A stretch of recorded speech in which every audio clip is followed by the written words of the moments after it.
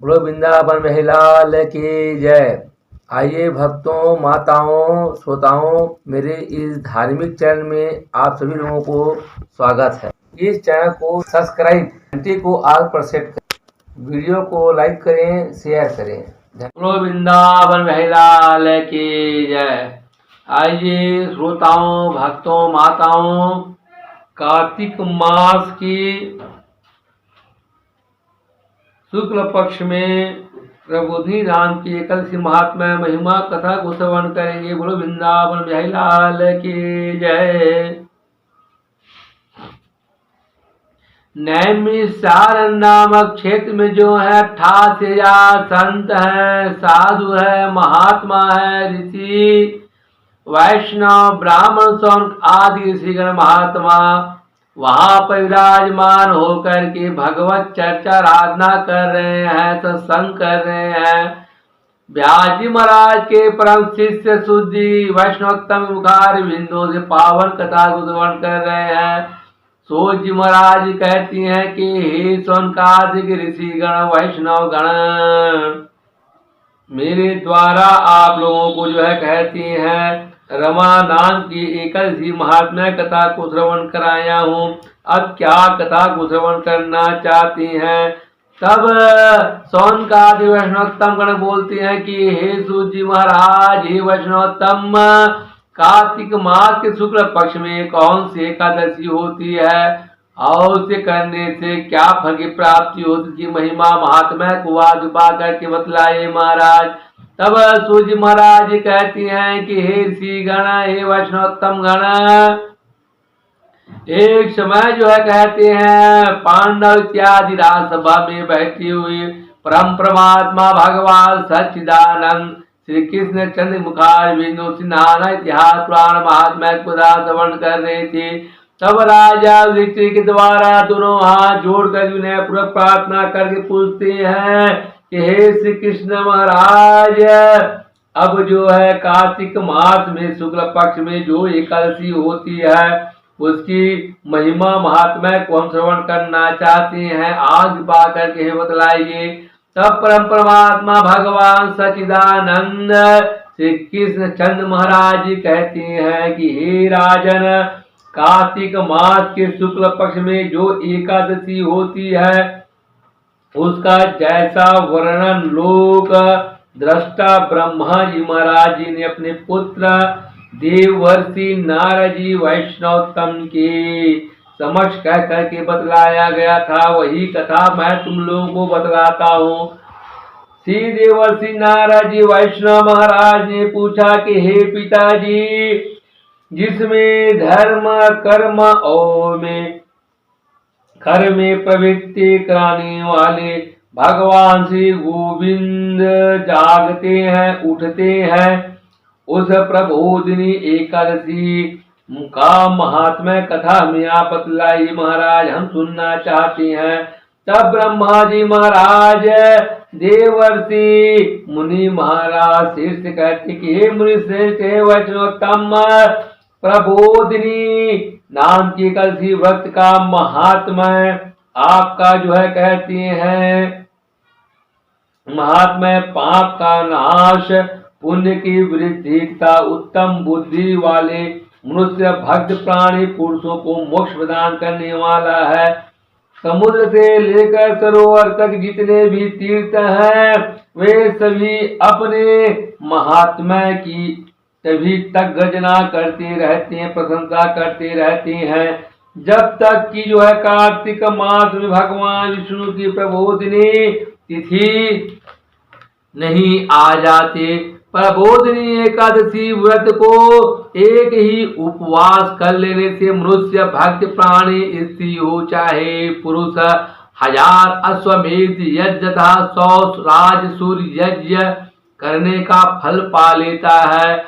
भगवान ब्रह्मा जी महाराज कहते कि हे देवर्षि नारद जी, हे वैष्णव, जो दुर्लभ है, जिसकी प्राप्ति असंभव है तथा जिसे त्रिलोकी में किसी ने भी नहीं देखा है, कहते हैं ऐसे वस्तु के लिए भी याचना करने पर प्रबोधिनी एकादशी उसे दे देती है, प्रदान कर देती है। श्रद्धा भक्ति पूर्वक उपवास करने पर मनुष्यों को हरि बोधिनी एकादशी ऐश्वर्य है, संपत्ति है, उत्तम बुद्धि, राज्य तथा सुख प्रदान करती है। और मेरु पर्वत के समान जो बड़े बड़े पाप हैं उन सबको वह पाप नाशनी प्रबोधिनी एकादशी व्रत एक ही उपवास से भस्म कर देती है, समाप्त कर देती है। पहले के हजारों जन्मों में जो पाप किए गए हैं, इकट्ठा हुए हैं, तो समस्त पाप उन्हें प्रबोधिनी एकादशी व्रत की रात्रि को जागरण रुई की ढेरी के समान भस्म कर डालता है, समाप्त करने वाला होता है। इतना महान भारी पुण्य को देने वाला है। जो मनुष्य लोग भक्त प्राणी नर या नारी प्रबोधिनी नाम एकादशी का मन से भी ध्यान करते तथा जो इसके व्रत का अनुष्ठान करते हैं, उनके पितर जितने भी नरक में जाकर के दुखों से जो है कहते हैं प्राप्त कर रहे हैं, उन दुखों से छुटकारा पा करके सीधा भगवान विष्णु के परम धाम को चले जाते हैं। हे ब्राह्मण, अश्वमेध आदि यज्ञों से भी जिस फल की प्राप्ति कठिन हो जाता है, वह प्रबोधिनी एकादशी को जो है जागरण करने से अनायास ही फल मिल जाता है। संपूर्ण तीर्थों में जो है जा करके नहा करके जो वहां पर स्वर्ण और पृथ्वी का दान करने से जो फल मिलता है, वही श्री हरि भगवान के निमित्त जागरण करने मात्र मनुष्य भक्त प्राणी नर या नारी वह सहज ही प्राप्त कर लेता है। जैसे मनुष्यों के लिए मनुष्य प्राणी नर हो या नारी के लिए इस पृथ्वी संसार सागर में जो है कहे जन्म लिया, उसका मरना अनिवार्य है, मृत्यु होना अनिवार्य है, उसी प्रकार धन है संपत्ति मात्र भी जो है कहते हैं थोड़े समय क्षण भंगुर के लिए जो उपयोग करता है, उसके बाद वह नष्ट होने वाला समाप्त हो जाएगा कहते हैं। ऐसा समझ करके जान करके मान करके एकादशी का व्रत करना चाहिए। तीनों लोकों में जो है कहते हैं जो कोई भी तीर्थ संभव है, वे सब प्रबोधिनी नाम की एकादशी का व्रत करने वाले मनुष्य नर नारी पुरुष भक्तों के घर में मौजूद रहते हैं। कार्तिक मास की जो है कहते हैं हरि प्रबोधिनी एकादशी करने वाले भक्त प्राणियों को निसंतान को पुत्र पौत्र प्रदान करने वाली है। जो प्रबोधिनी नाम एकादशी को उपवास करता है वही ज्ञानी है कहते हैं, वही योगी है, वही तपस्वी और जितेंद्रिय है तथा उसी को भोग और मोक्ष की प्राप्ति होती है। ब्रह्मा महाराज जी कहते हैं कि हे देवर्षि, हे वैष्णव, हे बेटा, प्रबोधिनी एकादशी को भगवान विष्णु के उद्देश्य से मनुष्य मानव जो स्नान दान जप और होम करता है वह सब अक्षय होता है। जो मनुष्य भक्त प्राणी नर हो या नारी उस तिथि को जो उपवास करके भगवान माधव की भक्ति पूर्वक पूजा आराधना करते हैं, वे 100 जन्मों के पापों से छुटकारा को प्राप्त हो जाते हैं। इस प्रबोधिनी नाम एकादशी व्रत के द्वारा हे देवेश्वर जनार्दन को जो है संतुष्ट करके मनुष्य भक्त प्राणी संपूर्ण दिशाओं को अपने तेज से प्रकाशित करता हुआ श्री हरि भगवान के वैकुंठ धाम को जाता है। प्रबोधिनी नाम की एकादशी को पूजित होने पर भगवान गोविंद मनुष्यों के बचपन जवानी और बुढ़ापे में नाना प्रकार के किए हुए 100 जन्मों के उनके पापों को चाहे वे अधिक हो या चाहे वह पाप कम हो सबको धो डालते हैं, समाप्त कर देते हैं, उनको पापों से रहित कर देता था। सर्वदा यत्न पूर्वक करके संपूर्ण मनोवांछित फलों को जो है देने वाले देवादिदेव जनार्दन भगवान की उपासना करनी चाहिए। ब्रह्मा महाराज जी कहते हैं कि हे देवर्षि नारद, हे वैष्णव, जो भगवान विष्णु के भजन में तत्पर होकर के कीर्तन करती रहती हैं, मनन करती रहती हैं, भगवान का नाम लेती रहती हैं और कार्तिक मास में पराय का अन्य का त्याग कर देता है, वह चंद्रायन व्रत का फल प्राप्त हो जाता है। जो प्रतिदिन शास्त्रीय विचार से मनोरंजन करते हुए भगवत चर्चा करते रहते हैं और पूरा कार्तिक के मास महीने भर भगवान का जो है कहते हैं, श्रीमद् भागवत महापुराण है, रामचरित मानस है, विष्णु पुराण है इत्यादि का कथा वार्ता चर्चा करते समय को व्यतीत करता है। वह मनुष्य भक्त प्राणी अपने संपूर्ण पापों को जला डालता है और 10,000 यज्ञों का करने से जो फल होता है उन्हें वह प्राप्त करता है। कार्तिक मास के महीने में शास्त्रीय कथा श्रीमद् भागवत है, रामचरित मानस है, विष्णु पुराण इत्यादि भगवान का चर्चा करते कहने और इसकी कथा को श्रवण करने से सुनने से भगवान मधुसूदन भगवान को जैसा संतोष होता है और वह प्रसन्न होते हैं, वैसा उन्हें यज्ञ दान अथवा जब आदि से भी नहीं होता। कहते जो शुभ कर्म परायण पुरुष भक्त प्राणी कार्तिक के मास कार्तिक के महीने में जो है एक या आधा श्लोक भी जो है भगवान विष्णु की कथा को बांटते हैं, पढ़ते हैं, कथा को श्रवण करते हैं, उन्हें 100 गौदान करने का फल प्राप्त हो जाता है। हे महामुनि, हे वैष्णव, कार्तिक मास में भगवान केशव के सामने शास्त्र का जो है स्वाध्याय करते हैं, भगवत चर्चा करते, कथा को महात्मा को श्रवण करते हैं। ये मुनि श्रेष्ठ जो कार्तिक मास में जो है कहते हैं कल्याण प्राप्ति के लिए लोभ से श्री हरि भगवान की कथा का प्रबंध करता है, कथा करवाता है, प्रवचन करवाता है, वह अपनी 100 पीढ़ियों को जो है कहते तार देता है, उद्धार कर देता है। जो मनुष्य भक्त प्राणी सदा नियम पूर्वक कार्तिक मास में भगवान श्री विष्णु की कथा सुनता रहता है, कथा को श्रवण करता रहता है, उसे सहस्त्र 1000 गौदान करने का फल मिल जाता है। जो मनुष्य प्राणियों के द्वारा प्रबोधि नाम की एकादशी के दिन श्री हरि भगवान विष्णु की कथा को श्रवण करते हैं, कथा को सुनते रहते हैं, उसे 7 दीपों से युक्त पृथ्वी दान करने का फल प्राप्त हो जाता है। हे मुनि श्रेष्ठ, हे वैष्णव गण, हे महात्मा जन, हे श्रोताओं, हे भक्तों, जो भगवान श्री विष्णु की कथा को सुन करके अपनी भक्ति के अनुसार कथा वाचक महाराज पुरोहित को जो है कहते हैं, आचार्य को उनकी पूजा करते हैं, उन्हें अक्षय लोक की प्राप्ति हो जाता है। ये नारद, हे वैष्णव, जो मनुष्य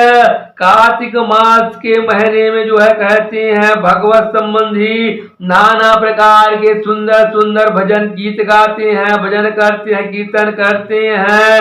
और शास्त्रों की जो है कहते हैं चर्चा विनोद आदि द्वारा